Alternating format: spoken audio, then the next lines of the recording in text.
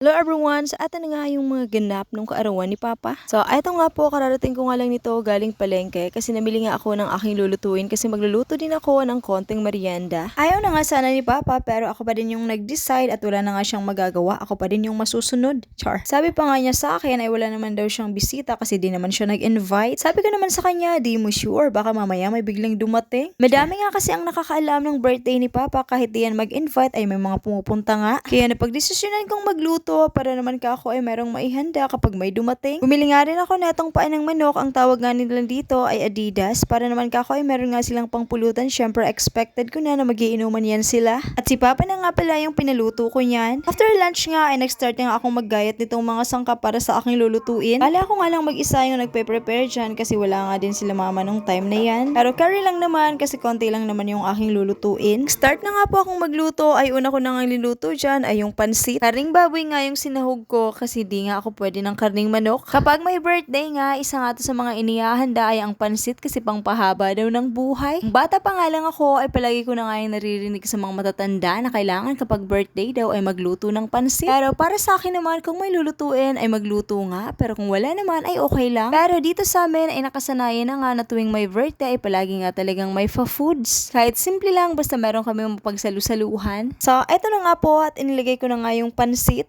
Bali, ang ginamit ko nga dyan ay yung isang klase ng pansit, ay yung mariposa. Ayan nga, at naglagay nga din ako dyan ng gulay. Syempre, hindi nga yan mawawala kasi gusto ko nga sa pansit ay yung maraming gulay. At eto nga po ay meron pa nga pala akong isang niluto, ang macaroni spaghetti style. Then, after ko nga pagluto, inayos ko na nga yung mga foods dito sa table. Wala nga si Papa sa bahay ng mga oras na yan kasi nandun nga siya sa beach kasi binabantayan niya nga yung mga nagtatrabaho dun sa rest house. Kaya kaming dalawa lang ni Zen ang nandito sa bahay. Inilabas ko na nga din yung cake at sabi nga ni Zen ay siya nga daw yung mag-blow ng candle. Feeling niya talaga ay siya yung may birthday. So, eto na nga at ready na nga yung mga foods dito sa table at hinihintay na nga lang yung mga kakain. Then, maya-maya nga lang ay meron na nga mga nagsidatingan. Di nga talaga na-expect ni Papa na may mga pupunta nga. Kaya masaya nga din si Papa ng mga araw na to kasi meron nga ding nakaalala sa kanya.